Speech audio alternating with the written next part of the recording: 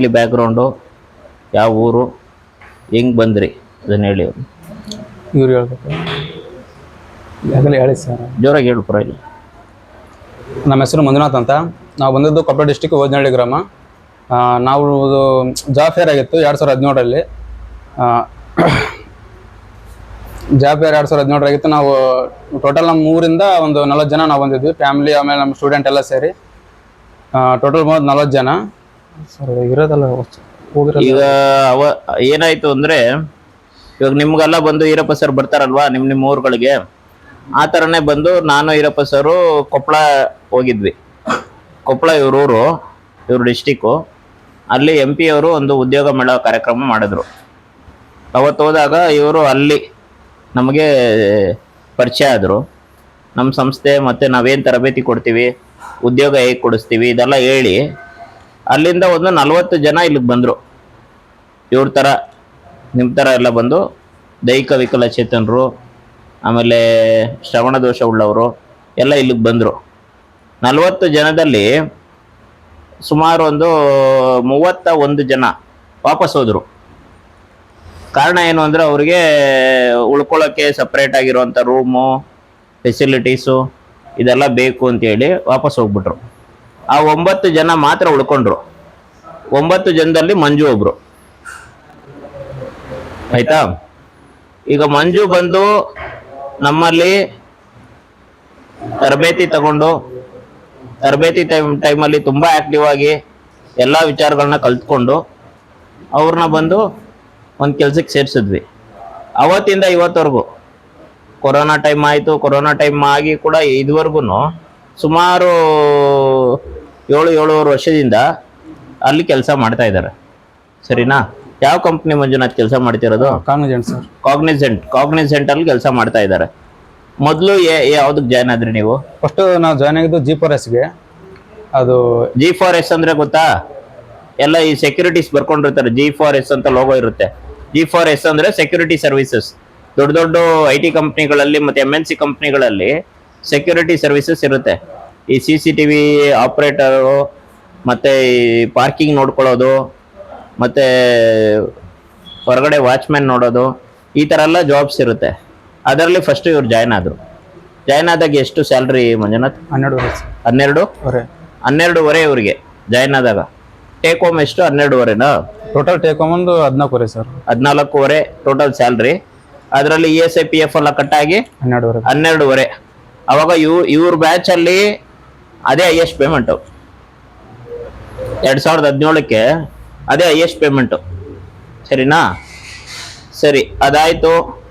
ನಿಮ್ಮ ಮನೆ ಬಗ್ಗೆ ಹೇಳಪ್ಪ ಮಂಜುನಾಥ್. ಎಷ್ಟು ಜನ ಇದ್ದೀರಾ? ನಾವು ಟೋಟಲ್ 6 ಜನ ಇರೋದು. ಅಪ್ಪ, ಅಮ್ಮ, ನಮ್ಮ ಅಣ್ಣ ಇದ್ದಾರೆ, ನಾನು, ನಮ್ಮ ತಮ್ಮ ಇಬ್ಬರು ಇದ್ದಾರೆ. ಟೋಟಲ್ 6 ಜನ. ತಮ್ಮ ಇಬ್ಬರು ಡಿಗ್ರಿ ಓದ್ತಾ ಇದ್ದಾರೆ, ಅಣ್ಣ ಮನೇಲಿ ಊರಾಗ ಕೆಲಸ ಮಾಡ್ತಾ ಇದ್ದಾರೆ. ನಾವು ಇನ್ನು ರೀಸೆಂಟ್ ಆಗಿ ಅಂದ್ರೆ ಬೆಂಗಳೂರಲ್ಲಿ ವರ್ಕ್ ಮಾಡ್ತಾ ಇರೋದು. ಏನ್ ಕೆಲಸ ಮಾಡ್ತಾರಪ್ಪ ಅಮ್ಮ? ಅಪ್ಪ ಹೊಲ್ಮನೆ ಕೆಲಸ ಮಾಡ್ತಾರೆ ಸರ್. ಹೊಲ್ಮನೆ ಕೆಲಸ ಮಾಡ್ತಾರೆ. ತಮ್ಮಂದಿರು ಓದ್ತಾ ಇದ್ದಾರೆ? ಹಾ ಸರ್, ಒಬ್ರು ಓದ್ತಾ ಇದ್ದಾರೆ, ಒಬ್ರು ಗದಗಲ್ಲಿ ಕೆಲಸ ರೀಸೆಂಟ್ ಆಗಿ ಮಾಡ್ತಾ ಇದ್ದಾರೆ ಅವರು. ಓಕೆ, ಸರಿ. ಈಗ ನೀನು ನಾರ್ಮಲ್ ಆಗಿದ್ದೆ ಮೊದಲು, ಏನೋ ಡಿಸಬಿಲಿಟಿ ಆಗಿರಲಿ, ಹೆಂಗೆ ನಿನಗೆ ಸಮಸ್ಯೆ ಆಯ್ತು? ನಮ್ಮ ಸಮಸ್ಯೆ ಅಂದ್ರೆ, ಊರಲ್ಲಿ 10th ಆದ್ಮೇಲೆ ಸರ್ ಒಂದು 2 ತಿಂಗಳು ರಜೆ ಸಿಗುತ್ತಲ್ಲ, ಆ ರಜೆಯಲ್ಲಿ ಕೆಲ್ಸಕ್ಕೆ ಹೋಗ್ತಾ ಇದ್ದೆ. ಟ್ರ್ಯಾಕ್ಟ್ರಲ್ಲಿ ಹೋಗ್ಬೇಕಾದ್ರೆ ಸ್ವಲ್ಪ ಆಕ್ಸಿಡೆಂಟ್ ತರ ಆಗಿ ನಾವು ಇದಾಗಿರೋದು. ಟ್ರ್ಯಾಕ್ಟ್ರಲ್ಲಿ ಹೋಗ್ತಾ ಇದ್ರು, ಬೇಸಿಗೆ ರಜೆ ಬರುತ್ತಲ್ಲ, ರಜದಲ್ಲಿ ಏನು ಮರಳು ಅನ್ಲೋಡಿಂಗ್, ಮರಳನ್ನ ಅನ್ಲೋಡ್ ಮಾಡ್ತಾರಲ್ಲ, ಮೇಲಿಂದ ತೆಗೆದಾಕ್ತಾರಲ್ಲ, ಆ ಟೈಮಲ್ಲಿ ಅವ್ರಿಗೆ ಆಕ್ಸಿಡೆಂಟ್ ಆಗಿ ಕೈ ಕಳ್ಕೊತಾರೆ. ಅದಾದ್ಮೇಲೆ ಏನಾಯ್ತಪ್ಪ ಪರಿಸ್ಥಿತಿ? ಮನೇಲಿ ಏನಾಯ್ತು? ಫ್ಯಾಮಿಲಿಯಲ್ಲಿ ಏನಾಯ್ತು? ಫ್ಯಾಮಿಲಿ ಅದೇ ಸರ್, ಈಗ ಚೆನ್ನಾಗಿರೋರು ರೀಸೆಂಟ್ ಆಗಿ ಈ ಥರ ಏನಾರು ಒಂದು ಅನಾಹುತ ಆದಾಗೆ ಮನೆಯೆಲ್ಲ ಬೇಜಾರಾಗುತ್ತೆ. ನಾವು ಒಂದು 6 ತಿಂಗಳು ಮನೆ ಬಿಟ್ಟಲ್ಲಿ ಹೋಗಿದ್ದಿಲ್ಲ. ಅದಾದಮೇಲೆ 6 ತಿಂಗಳಾದ್ಮೇಲೆ ಮನೇಲಿ ಹಿಂಗೆ ಕುಂತ್ರೆ ಆಗಲ್ಲ ಅಂತೆಲ್ಲ ಯೋಚನೆ ಮಾಡಿ ಆ ಥರ ಸ್ವಲ್ಪ ಲೈಬ್ರರಿಗಳು ಹೋಗ್ತಾ ಇದ್ವಿ. ರೈಲ್ವೆಗೆ ಹೋಗ್ಬಿಟ್ಟು ಆಮೇಲೆ ಯಾರು ಕೆಲಸ ಇದ್ರೆ ಅಪ್ಲಿಕೇಶನ್ ಹಾಕ್ತಾ ಇದ್ವಿ. ಅದಾದಮೇಲೆ ನಮಗೊಂದು ಆಪರ್ಚುನಿಟಿ ಅಂದರೆ ಉದ್ಯೋಗ ಮೇಳ ಸಿಕ್ಕಿದ ಮೇಲೆ, ಉದ್ಯೋಗ ಮೇಳ ಆಗಿದ್ಮೇಲೆ ನಮ್ಗೊಂದು ಲೈಫಲ್ಲಿ ಏನೋ ಒಂದು ಮಾಡ್ಬೇಕಂತ. ಈಗ ಅಪ್ಲಿಕೇಶನ್ ನಾವು ಉದ್ಯೋಗ ಮೇಳ ಬಂದಮೇಲೆ ಈ ಥರ ಒಂದು ಅಪ್ಲಿಕೇಶನ್ ಕೊಟ್ಟಿದ್ದಪ್ಪ, ಅದು ಆಗುತ್ತಾ ಆಗಲ್ಲ ನಾವೊಂದು ಮೈಂಡಲ್ಲಿ ಓಡ್ತಾ ಇತ್ತು. ಏನು ಮಾಡ್ತಾರೆ, ಕೆಲಸ ಕೊಡ್ಸಲ್ಲ ನಾವೊಂದು. ಆಮೇಲೆ ತಿರ್ಗಿ ಟ್ರೈನಿಂಗ್, ಜಾಬ್ ಫೇರ್ ಆದಮೇಲೆ ತಿರ್ಗಿ ಟ್ರೈನಿಂಗ್ ಬಂದಮೇಲೆ ನನಗೆ ನಮ್ಮ ಜೀವನದಲ್ಲಿ ನಾನು ಏನಾರೋ ಒಂದು ಕಂಡ್ಕೊಂಡಿದ್ದೀನಿ, ಪಡ್ಕೊಂಡಿದ್ದೀನಿ ಅಂದ್ರೆ ಅದು ವಾಯ್ಸ್ ಮೀಡಿಯಾ ಫೌಂಡೇಶನ್ ಇದ್ದಾನೆ. ಇನ್ನು ಅದನ್ನ ಬಿಟ್ಟರೆ ನಾವು ಏನು ಮಾಡೋಕ್ಕಾಗಲ್ಲ. ಮೊದಲನೇ ದಿನ ಇಲ್ಲಿಗೆ ನೀನು ಬಂದಾಗ ಟ್ರೈನಿಂಗಿಗೆ ಏನು ಅನ್ನಿಸ್ತು? ಫಸ್ಟ್ ಇಂಪ್ರೆಷನ್ ಏನಂತ ಬಂತು? First impression first time Bengaluru ಬಂದಿದ್ದೆ ಅವಾಗ. ಈ ತರ ಜಾಗ ನೋಡ್ಕೊಂಡು ನಮಗೆ ಅವಾಗೆಲ್ಲ ಅವ್ರು ಹೋಗೋಣ ನಾವು ಹೋಗ್ಬೇಕು ಅನಿಸ್ತಾ ಇತ್ತು. ಬೇಡ, ಹೋದ್ರೆ ಮತ್ತೆ ಒಂದು ಆಪರ್ಚುನಿಟಿ ಕಳ್ಕೋಬೇಕಾಗುತ್ತೆ. ಫಸ್ಟ್ ಟೈಮ್ ಬಂದಿರೋದು, ಟ್ರೈನಿಂಗ್ ಇದೆ ಅಂತಂದ್ರೆ ಫ್ರೀ ಊಟ ಎಲ್ಲ ಸಿಗುತ್ತೆ. ಈ ತರ ಒಂದು ಊಟ ಕೊಟ್ಟು, ಜಾಗ ಕೊಟ್ಟು, ವಿದ್ಯೆನ ಕೊಟ್ಟು ನಮ್ಗೆ ಕೆಲಸನ ಕೊಡ್ತಾರೆ ಅಂದ್ರೆ ಯಾರು ಸಿಗಲ್ಲ. ಅದೊಂದು ಮೈಂಡ್ ಅಲ್ಲಿ ಇತ್ತು. ಹಂಗಾಗಿ ಮಾಡಿದ್ರೆ ಸ್ವಲ್ಪ ಇಲ್ಲೇ ಉಳ್ಕೊಂಡು, ನಾವು ಉಳ್ಕೊಂಡಕ್ಕೆ ನಮ್ಗೆ ಇಲ್ಲಿವರೆಗೆ ಬರಕ್ ಒಂದ್ ಸ್ವಲ್ಪ ಸಾಧನೆ ಆಯ್ತು ಅಂತ. ಅವಾಗ ಏನೇನೆಲ್ಲ ಕಷ್ಟಗಳಾಯ್ತು ನಿನಗೆ? ಇಲ್ಲಿ ಉಳ್ಕೊಂಡಾಗ ಏನ್ ಕಷ್ಟ ಆಯ್ತು? ಉಳ್ಕೊಂಡ ಕಷ್ಟ ಏನಾಗಿಲ್ಲ ಸರ್. ಅಲ್ಲ, ಯೂಶುವಲ್ ಆಗಿ ಇವಾಗ ಉಳ್ಕೊಂಡಾಗ ಈಗ ನಿಮ್ ಮನೇಲಿ ಫೆಸಿಲಿಟಿ ಬೇರೆ ತರ ಇರುತ್ತೆ, ಇಲ್ಲಿ ಫೆಸಿಲಿಟಿ ಬೇರೆ ತರ ಇರುತ್ತೆ. ಊಟ ಕೊಪ್ಪಳದ ಊಟ ಬೇರೆ ತರ ಇರುತ್ತೆ. ದಿನ ಏನ್ ಊಟ ಮಾಡ್ತೀರಾ ಅಲ್ಲಿ? ರೊಟ್ಟಿ ಅನ್ನ ಸಾಂಬಾರು. ರೊಟ್ಟಿ ಅನ್ನ ಸಾಂಬಾರು, ರೊಟ್ಟಿನೇ ಮೇಯ್ನು. ಇಲ್ಲಿ ರೈಸು, ಬರೀ ರೈಸೇ ಮೇಯ್ನು. ಇವಾಗಾದ್ರೂ ರೆಗ್ಯುಲರ್ ಚಪಾತಿ ಮಾಡ್ತಾ ಇದೀವಿ, ಅವಾಗ ರೆಗ್ಯುಲರ್ ಅನ್ನನೇ. ಊಟದ ಅಡ್ಜಸ್ಟ್ ಆಗೋದಕ್ಕೆ ಸಮಸ್ಯೆ ಆಯ್ತು. ಆಮೇಲೆ ಒಳ್ಳೆ ಮನೆಯಲ್ಲಿ ಫೆಸಿಲಿಟಿ ಇರುತ್ತೆ, ಇಲ್ಲಿ ಬಂದ್ರೆ 10 ಜನ ಜೊತೆ ಮಲ್ಕೋಬೇಕು. ಟ್ರೈನಿಂಗ್ ಅಲ್ಲಿ ಇರೋದು ಸರ್, ಟ್ರೈನಿಂಗ್ ಆಮೇಲೆ ಅಲ್ಲ, ನಾನೇನು ಅಂದ್ರೆ ಏನ್ ಅರ್ಥ ಮಾಡಿಸ್ತಾ ಇದ್ದೀನಿ ಅಂದ್ರೆ ಪರಿಸ್ಥಿತಿ ಹೆಂಗಿರುತ್ತೆ, ನಮ್ಮ ಮನೆಗೂನು ಟ್ರೈನಿಂಗ್ ಬಂದಾಗ ಹೆಂಗಿರುತ್ತೆ ಪರಿಸ್ಥಿತಿ. ಆ ಟೈಮಲ್ಲಿ ಎಷ್ಟೋ ಜನ ಇವ್ರ ಜೊತೆಗೆ ಬಂದವರು ಪೇರೆಂಟ್ಸೇ ನನ್ನ ಮಕ್ಕಳನ್ನ ಇಲ್ಲಿ ಬಿಡಲ್ಲ. ಒಂದೇನಂದ್ರೆ ಇವರು ತಂದೆ ಹೇಳಿದ ಮಾತು ನನಗಿನ್ನೂ ನೆನಪಿದೆ. ಅವ್ರಿಗೇನೋ ನನ್ನ ಮಗನ ಏನಾದ್ರೂ ಒಂದು ಮಾಡಿ ಡೆವಲಪ್ ಮಾಡಬೇಕು ಅನ್ನೋ ಒಂದು ಆಸಕ್ತಿ ಇತ್ತು. ಮಂಜುನಾಥ್ ಕೂಡ ಅದೇ ಥರನೇ ಆಸಕ್ತಿಯಿಂದ ತಗೊಂಡು ಕೆಲಸ ಸಿಕ್ತು. ಕೆಲಸ ಎಲ್ಲಪ್ಪ ಸಿಕ್ತು? ಬಾಣಸ್ವಾಡಿ ಸರ್. ಬಾಣಸ್ವಾಡಿ ಇಲ್ಲಿಂದ ಹತ್ತತ್ರ ಒಂದು 17-18 ಕಿಲೋಮೀಟರ್ ಬೋದಾ? ಹೆಂಗ್ ಹೋಗ್ತಾ ಇದ್ದೆ? ಬಸ್ಸಿಗೆ ಹೋಗ್ತೀವಿ ಸರ್. ಫಸ್ಟ್ ಎಷ್ಟು ಬಸ್ ಹಿಡಿತಾ ಇದ್ದೆ? 3 ಬಸ್ ಹಿಡಿತಾ ಇದ್ದೆ ಸರ್. 3 ಬಸ್ಸು. ಟೈಮಿಂಗ್ಸ್ ಏನಿತ್ತಲ್ಲಿ? ಜನರಲ್ ಶಿಫ್ಟ್ ಟೈಮಿಂಗ್ಸ್ ಅದೇ ಬೆಳಿಗ್ಗೆ ಎಷ್ಟೊತ್ತಿಗೆ? 9 ಗಂಟೆಯಿಂದ 6 ಗಂಟೆ. 9 ಗಂಟೆಗೆ ಹೋಗ್ಬೇಕಂದ್ರೆ ಇಲ್ಲಿ ಎಷ್ಟೊತ್ತಿಗೆ ಬಿಡ್ತಾ ಇದ್ದೆ? 7 ಗಂಟೆ 7:30. 7-7:30ಗೆ. ತಿರ್ಗಾ ಸಂಜೆ ಅಲ್ಲಿ 6 ಗಂಟೆಗೆ ಬಿಟ್ಟರೆ ಇಲ್ಲಿ ಬರೋದು 7:30 8 ಗಂಟೆ ಆಗ್ತದೆ. 7:30-8 ಗಂಟೆ ಆಗ್ತಿತ್ತು. ವರ್ಷಕ್ಕೆ ಎಷ್ಟು ಸರಿ ಊರಿಗೆ ಹೋಗ್ತಾ ಇದ್ದೆ? ವರ್ಷದಾಗಂದ್ರೆ ತಿಂಗಳ 1-2 ಸಲ ಹೋಗ್ತಾ ಇದ್ದೆ ಸರ್ ಅಷ್ಟೇ. ರೀಸೆಂಟ್ ಭಾಳ ಮುಂದೆ ಫಸ್ಟಿಗೆಲ್ಲ ಹೋಗ್ತಾ ಇದ್ದಿಲ್ಲ. ಅಲ್ಲ, ಅವಾಗ ನಮ್ಮಲ್ಲಿ ಇದ್ದಲ್ಲ, ಅವಾಗ ಒಂದು ವರ್ಷದಾಗ 2-3 ಸಲ ಹೋಗ್ತಾ ಇದ್ದೆ ಸರ್ ಅಷ್ಟೇ. ವರ್ಷಕ್ಕೆ 2 ಸರಿ ಬಿಟ್ರೆ ಏನಾರ ಅನಿವಾರ್ಯ ಇದ್ರೆ 3 ಸರಿ ಹೋಗ್ತಾ ಇದ್ರು. ಯಾಕಂದ್ರೆ ಇಲ್ಲಿ ಗೊತ್ತಲ್ಲ, ಒಂದ್ ಕಡೆ ಕೆಲ್ಸಕ್ಕೆ ಸೇರಿದ್ಮೇಲೆ ನಮ್ಮ ಬಗ್ಗೆ ಅವ್ರಿಗೆ ಚೆನ್ನಾಗಿ ಅರ್ಥ ಆಗ್ಬೇಕು. ತಿರ್ಗಾ ಅವಾಗ ರಜೆ ಆಗ್ತಾ ಇದ್ರೆ ಅವ್ರಿಗೆ ನಂಬಿಕೆ ಇರಲ್ಲ. ಸರಿನಾ? ಸರಿ, ಇದೆಲ್ಲ ಆಯ್ತು. ಬಂದೆ, ಟ್ರೈನಿಂಗ್ ತಗೊಂಡೆ, ಒಂದ್ ಕಡೆ ಕೆಲಸ ಸಿಕ್ತು, ದಿನ 3 ಬಸ್ ಹತ್ತಿ ಇಳಿತಿದ್ದೆ, ಇದೆಲ್ಲ ಆಯ್ತು. ಕೆಲ್ಸದಲ್ಲಿ ಏನೇನೆಲ್ಲ ಸಮಸ್ಯೆ ಬಂತೀನಿ? ಕೆಲ್ಸದಲ್ಲಿ ಸಮಸ್ಯೆ ಅನ್ನಕ್ಕೆ ಏನಿಲ್ಲ ಸರ್. ಅದೇ ಹೋಗೋದು ಬರೋದನ್ನ ಬಿಟ್ರೆ ಕೆಲಸ ಅದೇ ಶಿಫ್ಟ್ ಅದೆಲ್ಲ ಇರ್ತಾ ಇತ್ತು. ಜನರಲ್ ಶಿಫ್ಟ್ ಎಲ್ಲ ಮಾಡ್ಬೇಕಾಗತ್ತು. ಸ್ವಲ್ಪ ಕೆಲಸ ಪ್ರೆಷರ್ ಇರ್ತಾ ಇತ್ತು. ಒಬ್ಬರೇ ಒಂದೇ ಕೈಲಿ ಮಾಡೋದು ಹೆಂಗಪ್ಪ ಅಂತ ಒಂದ್ ಸ್ವಲ್ಪ ಮೈಂಡಲ್ಲಿ ಓಡ್ತಾ ಇರುತ್ತೆ. ಹಂಗ ಮತ್ತೆ ಇವರೆಲ್ಲ ಸ್ವಲ್ಪ ಸಪೋರ್ಟಿಂಗ್ ಎಲ್ಲ ಇತ್ತು ಅಂದ್ರೆ ಚೆನ್ನಾಗಿ ಮಾಡ್ಕೊಂಡು ಹೋಗ್ಬೋದು. ಅಲ್ಲಿ ಇವಾಗ ಎಲ್ಲ ಹಿಂದಿ ಮಾತಾಡ್ತಾ ಇದ್ರು. ಸರ್, ಸ್ಟಾರ್ಟಿಂಗ್ ಎಲ್ಲ ಪ್ರಾಬ್ಲಮ್ ಇತ್ತು ಮುಂಚೆ. ಕನ್ನಡ ಬಿಟ್ರೆ ಏನ್ ಬರ್ತಾ ಇದ್ದಿಲ್ಲ. ಇಲ್ಲಿ ಸ್ವಲ್ಪ ಆಲ್ಮೋಸ್ಟ್ ಒಂದು 30% ಇಂಗ್ಲೀಷ್ ಎಲ್ಲ ಬೇಸಿಕ್ ಕಲ್ತಿದ್ವಿ. ಅದೊಂದ್ ಸ್ವಲ್ಪ ಮಾತಾಡ್ತಾ ಅದೇ ಸ್ವಲ್ಪ ಇಂಪ್ರೂವ್ ಆಗ್ತಾ ಹೋಗ್ತು. ಇವಾಗ ಹಿಂದಿ ಮಾತಾಡಕ್ ಬರುತ್ತಾ? ನೋಡಿ, ಅಲ್ಲಿ ಎಲ್ಲ ಹಿಂದಿ ಮಾತಾಡೋರು. ಒಂದು ಹಿಂದಿ ಬರಬೇಕು, ಇಲ್ಲ ಇಂಗ್ಲೀಷ್ ಬರಬೇಕು. ಇಲ್ಲೊಂದು ಸ್ವಲ್ಪ ಇಂಗ್ಲೀಷ್ ಕಲ್ತಿದ್ರು. ಸರಿ, ಈಗ ಎಷ್ಟಪ್ಪ ಸ್ಯಾಲ್ರಿ? 25 ಇದೆ ಸರ್. 25,000 ಸ್ಯಾಲ್ರಿ. ಮತ್ತೆ ಈಗ ಏನ್ ಅನ್ನಿಸ್ತಾ ಇದೆ ಕೆಲಸ ಇವಾಗ ಪರವಾಗಿಲ್ಲ, ಆರಾಮಾಗಿದೆ ಸರ್. ಎಲ್ಲ ಮುಂಚೆ ತರಗಿಂತ ಸ್ವಲ್ಪ ಇವಾಗ ಬೆಟರ್ ಅಂತ ನನಗೆ ಅನಿಸ್ತಾ ಇದೆ. ಅದೇ ದಿನ ಕಳೀತಾ ಅಲ್ಲಿರೋರು ಕ್ಲೋಸ್ ಆಗ್ತಾರೆ, ವಾತಾವರಣನೂ ಚೆನ್ನಾಗಾಗುತ್ತೆ. ಸರಿ, ಇಷ್ಟ ದಿನ ಎಷ್ಟು ದುಡ್ದೆ ಅಂದಾಜು? ಆಗುತ್ತೆ ಸರ್, 6 ಲಕ್ಷ ಮೇಲೆ ಆಗಿದೆ. ಒಂದು 6 ಲಕ್ಷ ದುಡ್ದಿದ್ದಾರೆ. ಏನ್ ಮಾಡಿದೆ ಹೋಗ್ಲಿ ಮೇಜರ್ ಆಗಿ? ಎಲ್ಲ ಮನೆ ಕೊಟ್ಟಿರ್ತೀಯ, ಮೇಜರ್ ಆಗಿ ಏನ್ ಮಾಡಿದೆ? ಇದರಿಂದ ಏನ್ ಬದಲಾವಣೆ ಆಯ್ತು? ಆಲ್ಮೋಸ್ಟ್ ಮನೆ ಕೊಟ್ಟಿದ್ದೀನಿ ಸರ್, ಬಟ್ ನನ್ನ ಫ್ಯೂಚರ್ಗೆ ಅಂತ ಒಂದ್ ಸ್ವಲ್ಪ ಎತ್ತಿಕ್ಕಿದ್ದೆ ಅಷ್ಟೇ. ಬದಲಾವಣೆ ಮನೆ ಎಲ್ಲ ಸ್ವಲ್ಪ ಲೋನ್ ಎಲ್ಲ ಸ್ವಲ್ಪ ಕ್ಲಿಯರ್ ಮಾಡಿದೀವಿ. ಮನೆ ಸ್ವಲ್ಪ ಪ್ರಾಬ್ಲಮ್ ಎಲ್ಲ ಬಂದದೆಲ್ಲ ಅಮೌಂಟ್ ಇಂದ ಸ್ವಲ್ಪ ಎಷ್ಟಾಗುತ್ತೆ ಅಷ್ಟು ನನ್ನ ಕಡೆಯಿಂದ ಕೊಟ್ಟೆಲ್ಲ ಕ್ಲಿಯರ್ ಮಾಡಿದೀನಿ ಸರ್ ಅಮೌಂಟ್. ಈಗ ಏನಾಗುತ್ತೆ, ಮನೇಲಿ ನಿನಗೆ ಈ ತರ ಸಡನ್ ಆಗಿ ಆಯ್ತು, ಮನೇಲಿರೋರಿಗೆ ದಿಕ್ಕೆ ತೋಚದಂಗೆ ಏನ್ ಮಾಡೋದು ಇವನ್ನ ಅನ್ನೋ ತರ ಮೈಂಡ್ ಸೆಟ್ ಇದ್ದಿರುತ್ತೆ.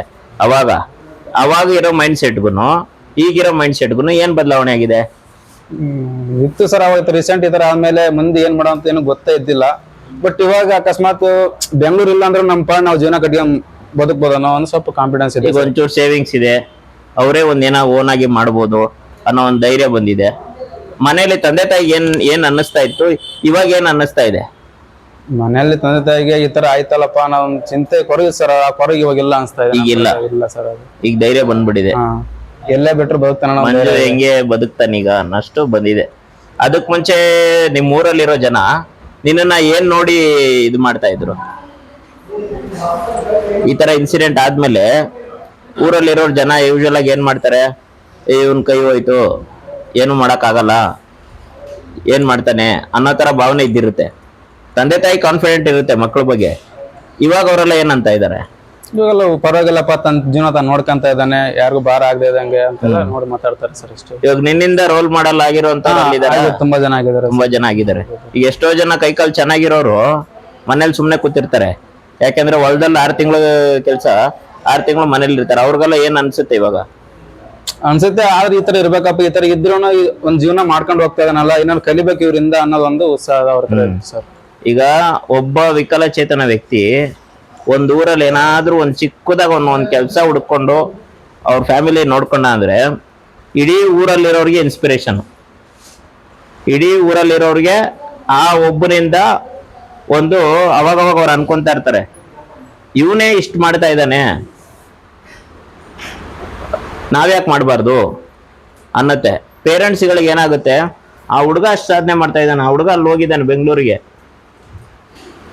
ಇವತ್ತು ಈಗೇನಾಗುತ್ತೆ ಅಂದ್ರೆ ಯಾವುದೇ ಕೆಲಸ ಮಾಡ್ಲಿ ಒಂದು ತಾಳ್ಮೆ ಮುಖ್ಯ. ನಾನು ನಮ್ಮ ಮಂಜುನಾಥ್ ಅಲ್ಲಿ ಅಬ್ಸರ್ವ್ ಮಾಡಿದ್ದೇನು ಗೊತ್ತಾ? ಇವತ್ತು 25,000 ಸಂಪಾದನೆ ಮಾಡ್ತಿದ್ದಾನೆ. ಅವತ್ತು ಇಲ್ಲಿ ನಮ್ಮ ಹಾಸ್ಟೆಲ್ ಉಳ್ಕೋಬೇಕು ಅಂದ್ರೆ ಭಾರಿ ಸಮಸ್ಯೆ. ಯಾಕೆಂದ್ರೆ ನಾವು ಕೆಲ್ಸಕ್ಕೆ ಹೋಗೋರಿಗೆ ಅಂತ ಎಲ್ಲೂ ಉಳ್ಕೊಳಕ್ಕೆ ಅಂತ ಸಪ್ರೇಟ್ ಆಗಿ ಮಾಡಿಲ್ಲ. ಟ್ರೈನಿಂಗ್ ಅಲ್ಲಿ ಇರೋರ್ಗೇನೆ ಅವ್ರು ಪ್ರಥಮ ಆದ್ಯತೆ ಕೊಡೋದು ಟ್ರೈನಿಂಗ್ ಅಲ್ಲಿ ಇರೋರ್ಗೇನೆ. ಅಂತ ಟೈಮಲ್ಲಿ ಯಾವತ್ತೋ ಒಂದಿನ ವೀಕ್ ಆಫ್ ಸಿಗೋದು. ವೀಕ್ ಆಫ್ ಸಿಕ್ಕಿರೋ ದಿನ ಮಲ್ಕೊಳಕ್ ಆಗಲ್ಲ. ಹಗಲೊತ್ತಲ್ಲಿ ಹುಷಾರಿಲ್ದಂಗ ಆಗೋ, ಜ್ವರ ಬಂದ್ರು ರೆಸ್ಟ್ ತಗೊಳಕ್ ಆಗಲ್ಲ. ಸುಮಾರು 4 ರಿಂದ 5 ವರ್ಷ ಇದನ್ನೆಲ್ಲ ತಡ್ಕೊಂಡು ಕೆಲಸ ಮಾಡ್ಕೊಂಡ್ ಬಂದ ಅವನು. ಆ ಅಚಲವಾದ ಗುರಿ ಇರ್ಲಿಲ್ಲ ಅಂದಿದ್ದಿದ್ರೆ ಇವತ್ತು 6 ಲಕ್ಷ ರೂಪಾಯಿ ಸೇರ್ಸಕ್ ಆಗ್ತಿತ್ತಾ? ಆಗ್ತಿರ್ಲಿಲ್ಲ. ನಿಮ್ಮೆಲ್ಲರ ಹತ್ರ ಯಾಕೆ ಇದನ್ನ ಮಾತಾಡ್ತಾ ಇದೀವಿ ಅಂತ ಹೇಳಿದ್ರೆ, ನಿಮಗೆ ಕಣ್ಣೆದುರುಗಡೆನೆ ಕೊಡ್ಸಿದೀವಿ ಏನ್ ಬದಲಾವಣೆ ಆಗಿದೆ ಅಂತ. ಈಗ ನೀವೆಲ್ಲ ಟ್ರೈನಿಂಗ್ ಅಲ್ಲಿ ಇದ್ದೀರಾ. ಟ್ರೈನಿಂಗ್ ಆದ್ಮೇಲೆ ನಿಮಗೆ ಎಲ್ಲಾದ್ರೂ ಒಂದ್ ಕಡೆ ಜಾಬ್ ಕೊಡಿಸ್ತೀವಿ, ಆಯ್ತಾ? ಜಾಬ್ ಕೊಡ್ಸಿದ್ಮೇಲೆ ಸಾಕಷ್ಟು ಸವಾಲ್ಗಳು ಬರುತ್ತೆ. ಮಂಜು ಹೋಗಿ ಸೇರ್ಕೊಂಡಾಗ ದಿನ 2 ಅವರ್ ಆಗೋದು ಬಸ್ಸಲ್ಲಿ ಹೋಗೋಕೆ. ಅವನು ಇಲ್ಲಿ ಅಡಿಗೆ ರೆಡಿ ಇರಲ್ಲ, ಅಲ್ಲೇನಪ್ಪ? ಬೆಳಿಗ್ಗೆ ನಾಷ್ಟ ರೆಡಿ ಇರಲ್ಲ. ಏನ್ ಮಾಡ್ತಿದ್ದೆ ಅವಾಗ? ಔಟ್ ಸೈಡ್ ಹೊರಗಡೆ ಎಲ್ಲೋ ತಿನ್ಕೊಂತ ಇದ್ರು. ಒಂದೊಂದಿನ ಅನ್ನ ರೆಡಿ ಇರೋದು, ಸಾರು ರೆಡಿ ಇರಲ್ಲ, ಬರೀ ಅನ್ನ ಕಟ್ಕೊಳ್ಳೋರು. 2 ಅವರ್ ಟ್ರಾವೆಲ್ ಮಾಡಿ ಹೋಗ್ಬೇಕು ಕೆಲ್ಸಕ್ಕೆ. ಅಲ್ಲಿ ಹೋದ್ರೆ ಭಾಷೆ ಬರಲ್ಲ ಅಲ್ಲಿರೋರ್ಗೆ, ಎಲ್ಲ ಬೇರೆ ಭಾಷೆಯವರು. ಅಂತ ಜಾಗದಲ್ಲಿ ನಾವು ಅಲ್ಲಿ ನೆಲೆ ಊರಿ ಇವತ್ತು ನಾವು ಅಲ್ಲಿರೋರ್ಗೂ ಮಾದರಿ ಆಗುತ್ತೆ, ಊರ್ನವ್ರಿಗೂ ಮಾದರಿ. ತಂದೆ ತಾಯಿ ನಮ್ಮ ಬಗ್ಗೆ ಯೋಚನೆನೇ ಬಿಟ್ಬಿಟ್ಟಿದ್ದಾರೆ. ಇವತ್ತು ಏನಾಗುತ್ತೆ ಅಂದ್ರೆ ಮಂಜುನಾಥ್ಗೆ ಒಂದು ಆತ್ಮಗೌರವ ಇದೇ. ಅವ್ರ ಊರಲ್ಲಿ ಇದ್ದಿದ್ರೆ ಈ 6 ಲಕ್ಷ ರೂಪಾಯಿ ದುಡಿಯಕ್ಕೆ ಇನ್ನು 10 ವರ್ಷ ಬೇಕಾಗಿತ್ತಾ? ಆಗ್ತಿಲ್ಲ ಸರ್. ಹೊರಗಿದ್ರೆ ಇದಷ್ಟು ಮಾಡಕ್ ಆಗ್ತಿರ್ಲಿಲ್ಲ. ಇನ್ನು 10 ವರ್ಷ ಇದ್ರು ಮಾಡಕ್ ಆಗ್ತಿರ್ಲಿಲ್ಲ. ಯಾಕೆ ಅಂದ್ರೆ ಅಲ್ಲಿ ಏನು ದುಡಿಮೆ ಇಲ್ಲ. ಇವತ್ತು ಇಲ್ಲಿ ಬಂದು ಸ್ವಲ್ಪ ದಿನ ಕಷ್ಟಪಟ್ಟಿದ್ದಕ್ಕೆ ಇವತ್ತೊಂದು ಧೈರ್ಯ ಇದೆ ಮಂಜುನಾಥ್ಗೆ. ನಾಳೆ ಎಲ್ಲೂ ಬೆಂಗಳೂರಲ್ಲಿ ಎಲ್ಲೂ ಕೆಲಸ ಸಿಕ್ಕಿಲ್ಲ, ಅಂಗಡಿ ಹಾಕೊಂಡು ಜೀವನ ಮಾಡ್ಬೋದು. ಅಲ್ವಾ ಮಂಜು? ಊರಿಗೆ ಹೋಗಿ ಊರಲ್ಲೇ ಅಂಗಡಿ ಹಾಕೋ. ಸರಿ, ಫ್ಯೂಚರ್ ಪ್ಲಾನ್ ಏನಿದೆಯಪ್ಪ? ಇನ್ನು 5 ವರ್ಷ 10 ವರ್ಷ ಆದ್ಮೇಲೆ ಏನ್ ಮಾಡ್ಬೇಕು ಅಂತಿದ್ಯಾ? ಫ್ಯೂಚರ್ ಪ್ಲಾನ್ ಅದು ಒಂದು ಸರ್, ಈಗ ಹಾಲಿನ ಡೈರಿ ತರ ಇಲ್ಲ, ಸಾಕಾಣಿಕೆ ತರ, ಕುರಿ ಸಾಕಾಣಿಕೆ ಒಂದು ಮಾಡ್ಬೇಕು. ಹಾಲಿನ ಡೈರಿ ಅಂದ್ರೆ ಹೈನುಗಾರಿಕೆ? ಹಾ ಸರ್, ಹೈನುಗಾರಿಕೆ. ಇಲ್ಲ ಅಂದ್ರೆ ಕುರಿ ಸಾಕಾಣಿಕೆ ಮಾಡ್ಬೇಕು ಅಂತ ಇದೆ. ಮದುವೆ ಏನಿಲ್ಲ ಸರ್, ಇನ್ನ ಇಲ್ಲ. ಯಾವಾಗ ಪ್ಲಾನ್ ಮಾಡ್ತಾ ಇದಾರೆ? ಇನ್ನೊಂದು ವರ್ಷ ಸರ್. ಇನ್ನೊಂದು ವರ್ಷ ಒಟ್ನಲ್ಲಿ ಯೋಚನೆ ಮಾಡ್ತಾ ಇದಾರೆ ಮದುವೆ ಮಾಡ್ಬೇಕು ಅಂತ. ಇದೇ ಮಂಜು ಏನು ಕೆಲ್ಸಕ್ಕೆ ಹೋಗ್ದಂಗೆ ಮನೇಲೆ ಕೂತಿದ್ದಿದ್ರೆ ಏನ್ ಮಾಡ್ತಿದ್ರ ಅವಾಗ? ಮದುವೆ ಬಗ್ಗೆ ಯೋಚನೆ ಮಾಡ್ತಿರ್ಲಿಲ್ಲ. ಇವಾಗ ಏನ್ ಗೊತ್ತಾ, ಎಲ್ಲರ ಜೀವನದಲ್ಲೂ ಇದೇನೆ. ಅದು ಅಂಗವಿಕಲರು ಮಾತ್ರ ಅಂತಲ್ಲ, ಅಂಗವಿಕಲರು ಅಲ್ದೇ ಇರೋರ್ ಜೀವನದಲ್ಲೂ ದುಡಿದ್ರೆ ಗೌರವ. ಒಂದೇನಂತಾರೆ ಅಂದ್ರೆ, ಅಂಗವಿಕಲರು ಅಲ್ದೇ ಇರೋರ್ಗೆ ಕೂಲಿನಲ್ಲಿ ಮಾಡಾದ್ರೂ ಸಾಕ್ತಾನೆ ಅನ್ಬಿಟ್ಟು ಮದ್ವೆ ಮಾಡ್ಬಿಡ್ತಾರೆ. ಬಟ್ ಅಂಗವಿಕಲರಿಗೆ ಏನಾಗುತ್ತೆ? ಮಾಡಲ್ಲ. ಒಂದು ಸರಿ ನಮ್ಮ ಜೀವನದಲ್ಲಿ ನಾವೇನಾದ್ರೂ ಒಂದು ಸ್ಟ್ರಾಂಗ್ ಆಗಿ ನಿಂತ್ಕೊಂಡು ಮಾಡಿ ತೋರಿಸಿದ್ರೆ ಮಾತ್ರ ಅವ್ರಿಗೆ ನಂಬಿಕೆ ಬರುತ್ತೆ. ಬೇರೆಯವರು ಶಾಲೆಗೆ ಹೋದ್ರೆ ನಾರ್ಮಲ್ಲು, ಒಂದ್ ಕೆಲಸ ಸಿಕ್ಕಿದ್ರು ಯಾರು ಗಮನಿಸಲ್ಲ, ಒಂದ್ ಬೈಕ್ ತಗೊಂಡ್ರೆ ಯಾರು ಗಮನಿಸಲ್ಲ, ಒಂದ್ ಮದ್ವೆ ಆದ್ರೆ ಯಾರು ಗಮನಿಸಲ್ಲ. ಆದ್ರೆ ಅಂಗವಿಕಲರಿಗಂಗ ಅವನೇನಾರು ಒಂದ್ ಸ್ವಲ್ಪ ಒಂದ್ 60% ದಾಟ್ಬಿಟ್ಟ ಅಂದ್ರೆ ಒಂದ್ 60% ಮೇಲೆ ಬಂದ್ಬಿಟ್ಟಿದ್ದಾನೆ ಅಂತಾರೆ. ಆಯ್ತಾ, ಒಂದ್ ಕೆಲಸ ಸಿಕ್ಬಿಟ್ಟು 10,000 ದುಡಿದ್ಬಿಟ್ರೆ ಊರಲ್ಲಿರೋರು ಎಲ್ಲರೂ ಹೇಳ್ತಾರೆ 10,000 ದುಡಿತವನೆ ಅವನು ಅಂತಾರೆ. ತಿರ್ಗಾ ಅದೇ ತರನೇ ಏನಾದ್ರು ಒಂದ್ ಸಾಧನೆ ಮಾಡಿ ಒಂದ್ ಮನೆ ತಗೊಂಡ್ಬಿಟ್ಟ ಅಂದ್ರೆ ಅವನು ಕೈ ಕಾಲದಷ್ಟು ತೊಂದರೆ ಇದ್ರು ಇಷ್ಟು ಸಾಧನೆ ಮಾಡಿದ್ದಾನೆ ಅಂತ. ಅಂದ್ರೆ ಅಂಗವಿಕಲರು ಮಾಡೋಂತ ಪ್ರತಿಯೊಂದು ಹೆಜ್ಜೆನು, ಇಡೋಂತ ಪ್ರತಿಯೊಂದು ಹೆಜ್ಜೆನು ಸಾಧನೆ ಆಗುತ್ತೆ. ನಮಗೂ ಸಾಧನೆ, ನಮ್ಮ ಫ್ಯಾಮಿಲಿಯವ್ರಿಗೂ ಸಾಧನೆ, ನಮ್ಮ ಸುತ್ತಮುತ್ತ ಇರುವಂತ ಜನರಿಗೂ ಅದು ಒಂದು ದೊಡ್ಡ ಸಾಧನೆ. ಸೊ ನೀವೇನು ಅಂತ ಹೇಳಿದ್ರೆ ನಿಮ್ಮ ಊರಿಂದ ಇಲ್ಲಿವರೆಗೂ ಬಂದಿದ್ದೀರಲ್ಲ, ಅದೇ ಒಂದು ಸಾಧನೆ. ಯಾಕೆಂದ್ರೆ ಎಷ್ಟೋ ಜನ ಇವಾಗ 99 ಜನ ಊರಲ್ಲೇ ಇರ್ತಾರೆ. ಇನ್ನು ನೀವು ಊರಿಂದ ಇಲ್ಲಿಗೆ ಬಂದಿದ್ದೀರಾ, ಟ್ರೈನಿಂಗ್ ತಗೊಂತಾ ಇದ್ದೀರಾ, ಇದೊಂದು ಸಾಧನೆ. ನಾಳೆ ಕೆಲಸ ತಗೊಂತೀರಾ, ಕೆಲಸ ತಗೊಂಡ್ ಪೇಮೆಂಟ್ ತಗೊಂತೀರಾ, ಅದರಿಂದ ಮನೆಗೆ ಏನೋ ಕೊಡ್ತೀರಾ, ಅದು ಒಂದು ಸಾಧನೆ. ನಾಳೆ ಹಂಗೆ ಸ್ಟ್ರಾಂಗ್ ಆಗಿ ಒಂದು 4 ವರ್ಷ 5 ವರ್ಷ ದುಡ್ಡು ಸೇರಿಸಿ ಮುಂದಿನ ಜೀವನ ಕಟ್ಕೋಬೇಕು.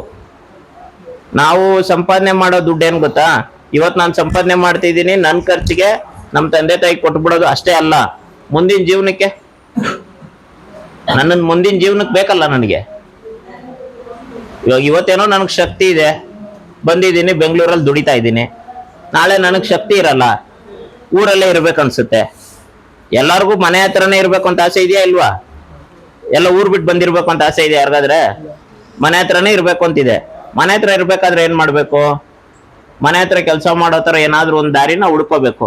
ಅದಕ್ಕೆ ನಮ್ಮ ಮನೆಯಲ್ಲಿ ದುಡ್ಡು ಹಾಕಿ ಮಾಡಲ್ಲ, ಯಾಕೆಂದ್ರೆ ಬಡತನದಲ್ಲಿ ಇದೀವಿ. ನಾವೇನ್ ಮಾಡ್ಬೇಕು? ಅಲ್ಲಿ ಕಚ್ಕೊಂಡು 5 ವರ್ಷನೋ 7 ವರ್ಷನೋ 8 ವರ್ಷನೋ ದುಡಿಬೇಕು, ಅದ್ರಲ್ಲಿ ದುಡಿದಿರೋದ್ರ ಒಂದಿಷ್ಟು ಸೇರಿಸ್ಬೇಕು. ಆ ದುಡ್ಡು ತಗೊಂಡು ಫ್ಯೂಚರ್ ಅಲ್ಲಿ ನಮ್ಮ ಮುಂದಿನ ಜೀವನ ನೋಡ್ಕೋಬೇಕು. ಸರಿನಾ? ಇದು ಬಂದು ಮಂಜುನಾಥ್ ನಿಮ್ಮ ಎದುರುಗಡೆ ಅವ್ರ ಅನುಭವ ಶೇರ್ ಮಾಡ್ಕೊಳಕ್ಕೆ ಅಂತ ಕ್ರಿಯೇಟ್ ಮಾಡಿದ್ದು. ಇದೇ ತರನೇ ನಿಮ್ಮಲ್ಲಿರೋರು ಎಷ್ಟೋ ಜನ ನಾಳೆ ಮುಂದೆ ನಡೆಯುವಂತ ಬ್ಯಾಚ್ಗಳಲ್ಲಿ ನೀವು ಬಂದು ನಿಮ್ಮ ಅನುಭವನ ಶೇರ್ ಮಾಡ್ಕೋಬೇಕು. ಸರಿನಾ? ಸುಮಾರು ಇವಾಗ 1350 ಜನ ಟ್ರೈನಿಂಗ್ ಕೊಟ್ಟಿದ್ದೀವಿ, ಒಂದು 900 ಜನ ಕೆಲಸ ಕೊಡಿಸಿದ್ದೀವಿ. ಬೆಂಗಳೂರಲ್ಲೆಲ್ಲ ಬರೀ ಕರ್ನಾಟಕದಲ್ಲಿ ಎಲ್ಲಾ ಭಾಗದಲ್ಲೂ ಕೂಡ ಇದ್ದಾರೆ. ಕೊರೋನಾಗ ಮುಂಚೆ ಬಂದು ಎಲ್ಲಾ ಡಿಸ್ಟಿಕಲ್ಲೂ ಈಸಿಯಾಗಿ ಸಿಗ್ತಾ ಇತ್ತು ಕೆಲಸ, ಇವಾಗ ಕಷ್ಟ ಆಗಿದೆ, ಅದಕ್ಕೋಸ್ಕರ ಬೆಂಗಳೂರಲ್ಲಿ ಮಾಡ್ತಾ ಇದ್ದೀವಿ. ನಿಮಗೂ ಅಷ್ಟೇನೆ, ಸ್ಟಾರ್ಟಿಂಗ್ ಇಲ್ಲಿ ಎಕ್ಸ್ಪೀರಿಯನ್ಸ್ ತಗೊಳ್ಳಿ. ಇವ್ರ ಬ್ಯಾಚಲ್ಲಿ ಮಾಡಿದಂಥವ್ರು, ನಿಮ್ಗೆ ಏನು ಗೊತ್ತೇನಪ್ಪ, ಈರಪ್ಪ ಅಂತ ಇದ್ದ ಒಂದು ಹುಡುಗ, ಕೋವಿಡ್ ಟೈಮಲ್ಲಿ ಗಂಗಾವತಿಗೆ ಶಿಫ್ಟ್ ಆದ ಅವನು. ಆಮೇಲೆ ಇನ್ನೊಬ್ಬ ಇದ್ನಲ್ಲ ಮುಸ್ಲಿಂ ಹುಡುಗ, ಅವನ ಹೆಸರೇನು, ರಂಜಾನ್ ಅವ್ರೇನೋ ಬರ್ತಾ ಇತ್ತಪ್ಪ, ರಫೀಕ್ ಅಂತ, ಬರೀ 7ನೇ ಕ್ಲಾಸ್ ಓದಿದ್ದು. ವಿಶಾಲ್ ಮೆಗಾಮಾರ್ಟ್ ಅಲ್ಲಿ ಚಾಮರಾಜಪೇಟೆ ಬ್ರಾಂಚ್ ಅಲ್ಲಿ ಇಲ್ಲಿಂದ ಸೈಕಲ್ ಹೊಡ್ಕೊಂಡು ಹೋಗ್ತಾ ಇದ್ದ, 10 ಕಿಲೋಮೀಟರ್ ಸೈಕಲ್ ಹೊಡ್ಕೊಂಡು ಹೋಗಿ ಸೈಕಲ್ ಹೊಡ್ಕೊಂಡ್ ಬರೋನು. ಇವತ್ತು ದಾವಣಗೆರೆಯಲ್ಲಿ ವಿಶಾಲ್ ಮೆಗಾಮಾರ್ಟ್ ಅಲ್ಲಿ ವರ್ಕ್ ಮಾಡ್ತಾ ಇದ್ದಾನೆ. ಈರಪ್ಪ ಅನ್ನೋನು ಗಂಗಾವತಿಯಲ್ಲಿರುವಂತ ವಿಶಾಲ್ ಮೆಗಾಮಾರ್ಟ್ ಅಲ್ಲಿ ವರ್ಕ್ ಮಾಡ್ತಾ ಇದ್ದಾನೆ. ಸರಿನಾ? ಆತರ ಬೇರೆ ಬೇರೆ ಊರಲ್ಲೂ ಸಿಗುತ್ತೆ. ಬಟ್ ನೀವು ಎಕ್ಸ್ಪೀರಿಯನ್ಸ್ ಇಟ್ಕೋಬೇಕು. ಎಕ್ಸ್ಪೀರಿಯನ್ಸ್ ಇತ್ತು ಅಂದ್ರೆ ಬೇರೆ ಕಡೆ ಸಿಗುತ್ತೆ ನಿಮ್ಗೆ. ಸರಿನಾ? ಇಷ್ಟು ಹೇಳ್ತಾ ಇವತ್ತಿನ ನಮ್ಮ ಒಂದು ವಿಚಾರನ ಮುಗಿಸ್ತೀವಿ. ನೀವು ಇದೇ ತರನೇ ಒಂದು ಇನ್ಸ್ಪಿರೇಷನ್ ತಗೊಂಡು ತುಂಬಾ ಜನಗಳಿಗೆ ನೀವು ಮಾದರಿಯಾಗಿ ಇರಬೇಕು. ಅಂಗವಿಕಲರು ಮಾಡೋ ಪ್ರತಿಯೊಂದು ಕೆಲಸನೂ ಸಾಧನೆನೆ, ಪ್ರತಿಯೊಂದು ಕೆಲಸನೂ ಇನ್ನೊಬ್ಬರಿಗೆ ಮಾದರಿ ಆಗುತ್ತೆ. ಸರಿನಾ? Okay, thank you.